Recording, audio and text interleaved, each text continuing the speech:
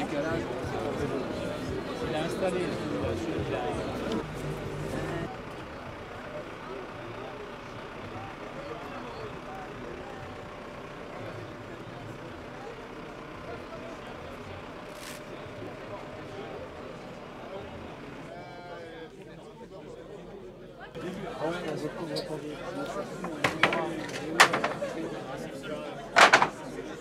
Je vais monter.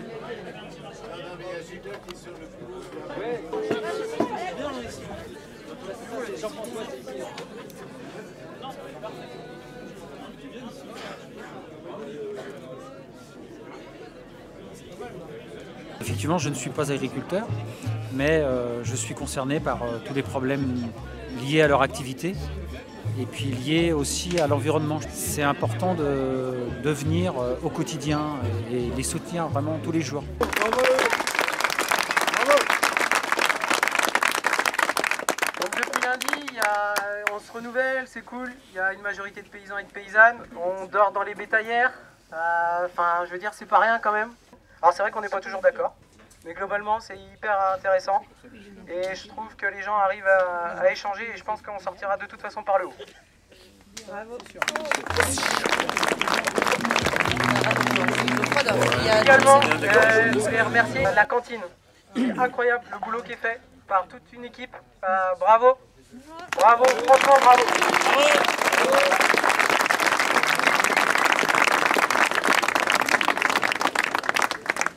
Donc on a été reçu par la directrice de la DRAF et par la chargée de cabinet aux affaires agricoles qui travaillait auparavant au ministère avec Julien de Normandie et au début avec Fesneau. Donc a priori quelqu'un qui était à peu près au courant du sujet. Quand on a demandé le rendez-vous hier soir, on avait demandé de décrypter la loi Egalim parce que c'est celle qu'on avait mis en avant pour expliquer pourquoi on bloquait ici plutôt qu'une autoroute ou un autre site. Moi j'ai eu l'impression de retourner 5 ans en arrière, où quand la loi Egalim 1 a été votée, on s'est tous dit « Putain, c'est super, on va dans le bon sens, on va faire un partage de la marge et on va avoir la transparence sur la part du gâteau réservée à chacun. » Donc ce qui est acté, c'est qu'ils vont multiplier les contrôles par 2. Il y a 150 nouveaux contrôleurs là, qui vont arriver peut-être lundi. Visiblement, ça avait l'air tout dans les cartons.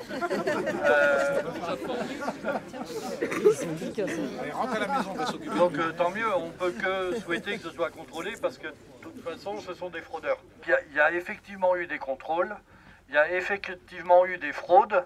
Et entre autres, Leclerc est condamné à 6 300 000 €. C'est Intermarché. Intermarché 15 millions. Il y a un peu une surenchère. Forcément, il y a un recours. Donc pour l'instant, il n'y a rien de payé. Et ce qu'on leur a fait remarquer, c'est que même quand il y a amende, ça ne tombe pas dans nos poches. Ils ont compris que pour ne pas se faire baiser, il fallait que la centrale d'achat ait une adresse en Belgique. Comme ça, les factures elles transitent par la Belgique et on ne peut pas appliquer la loi Egalim dans l'ensemble de l'Europe. Donc ça, ils en ont bien conscience et c'est pour ça qu'ils se font très forts de convaincre dès demain l'ensemble de l'Europe d'appliquer la loi Egalim française. Il faut les soutenir, il faut les soutenir. Visiblement, ils en sont vraiment convaincus que ça va marcher très rapidement. Les commentaires qu'on en a fait en sortant, c'est que le gouvernement était quand même très compétent en communication. Parce que réussir à convaincre les gens de rentrer chez eux avec ce genre d'annonce, c'est une belle performance. Un point quand même sur la loi Egalim aussi, et qui nous concerne peut-être plus que dans d'autres syndicats, c'est les 20% de bio dans la restauration collective. Donc ils en ont tout à fait conscience que c'est toujours pas appliqué, mais c'est pareil, ça va changer. C'était le quart d'heure humour. On a abordé Ecophyto en disant que ça nous préoccupait quand même beaucoup le fait de faire une pause Ecophyto. Donc elle nous a bien relu le texte mot par mot et en fait on n'a pas à s'inquiéter. C'est plutôt les autres qui se sont fait enfumer, puisqu'il est question d'arrêter, enfin de continuer à travailler dessus, mais de ne pas en parler jusqu'à l'ouverture du salon de l'agriculture. Au moins c'est clair. Après, on a aussi interrogé sur les 150 millions d'euros pour les aides bovines, en demandant combien de formulaires il faudrait remplir, comment on rentrerait dans les cases et est-ce que ça rentrait dans la simplification administrative ou pas.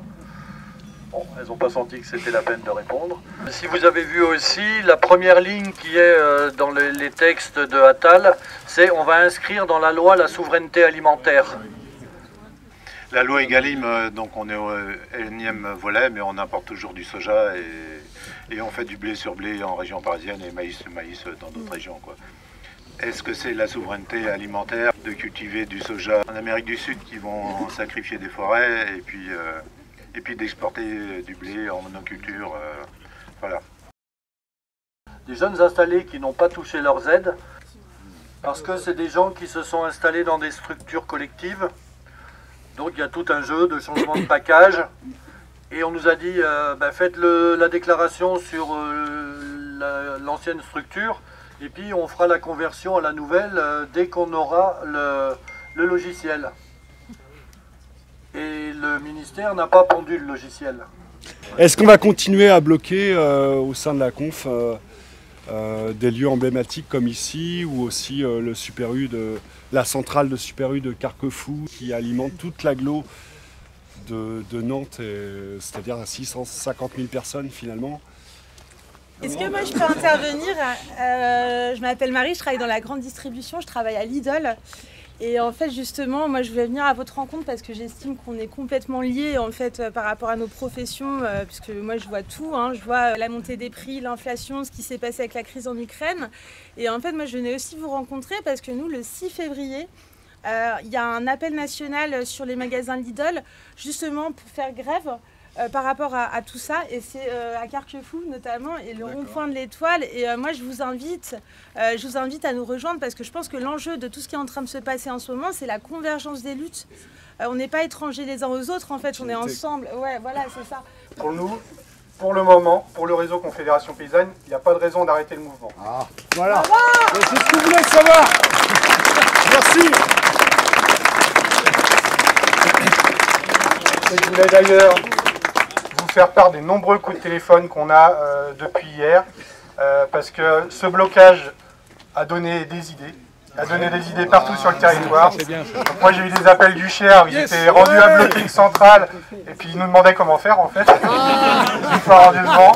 J'ai eu la même chose 2 fois de la part de la conf des Charentes, et je sais qu'il y a d'autres confs qui sont en train de se mettre en mouvement, donc je ne vais pas détailler ce qui est prévu.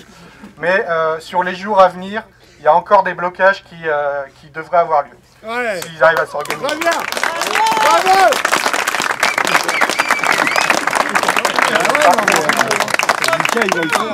La consigne qui circule, c'est de ne pas s'acharner à garder un point. Comme il y a une continuité des blocages partout sur le territoire, pas la peine d'aller se mettre en danger pour à tout prix garder une position. De toute façon, le combat continue.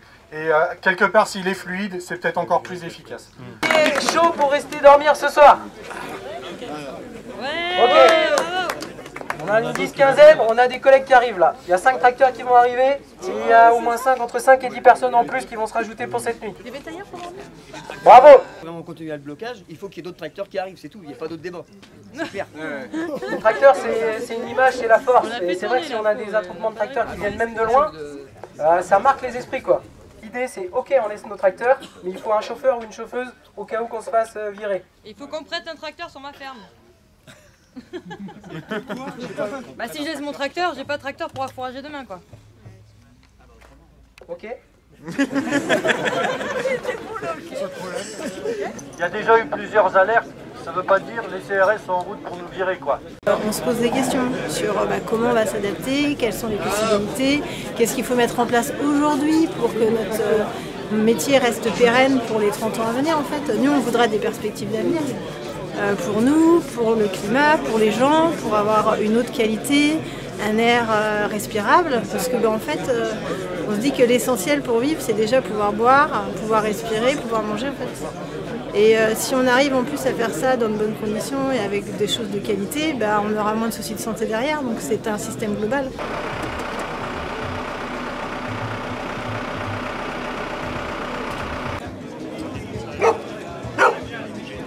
tiens, le voilà le fiston. Et on va nous prendre pour des légumes. Aujourd'hui, on est associé avec mon fils et on a un salarié à plein temps. C'est une affaire de famille. Quelque sorte. Il y a eu des périodes où je me suis retrouvé un peu seul à gérer et à travailler. On est à des tailles de ferme qui ne sont plus à taille humaine. Le métier n'a pas de perspective aujourd'hui, il n'y a pas de prix garanti, il n'y a rien. Ils sont lancés en bio et aujourd'hui, ce qui est complètement anormal, c'est que le lait bio est payé moins cher que le lait conventionnel. C'est les industriels qui en profitent. J'étais contente d'arrêter. J'aimais bien la traite, j'aimais bien travailler, mais quand j'ai arrêté, j'étais bien contente. J'en ai pas marre, mais il était temps que ça arrête. Dans toutes ces histoires-là, c'est qu'il y a des injustices qui sont trop grosses. La répartition du pognon se fait mal. Tant au sein de la profession comme au sein de la société. La FNSEA n'est pas forcément représentatif du mal-être agricole. Se différencier des mouvements comme la FNSEA, c'est pour aussi montrer que il y a d'autres voies. Ils font partie des pourris, des corrompus, des malhonnêtes. Là maintenant, on y va direct. Hein. C'est vrai que malheureusement, on avait eu l'exemple d'autres syndicats qui étaient déjà dans la mafia, dans la corruption. Et puis là, c'est le summum au niveau agroalimentaire. Les gros, bien sûr, qui sont dans le même panier de crabes que nos élites et compagnie, quoi. Donc heureusement, il y a les petits. Heureusement, il y a ceux du terrain et puis on est venu les soutenir aujourd'hui parce que cette cause-là elle nous tient tous à cœur pour l'avenir du pays et des enfants, bien sûr.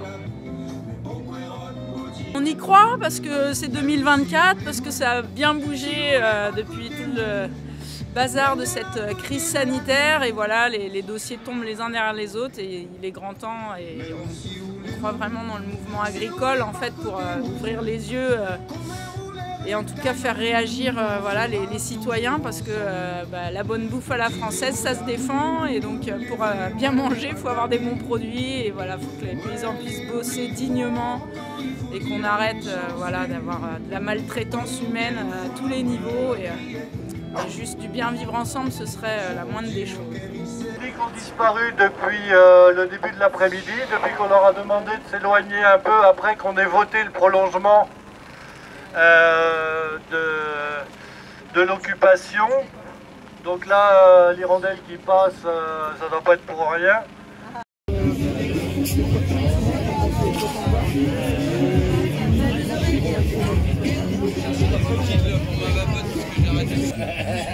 Ceux qui ont réussi à dormir quelques heures se lèvent petit à petit et toujours pas de bleu à l'horizon.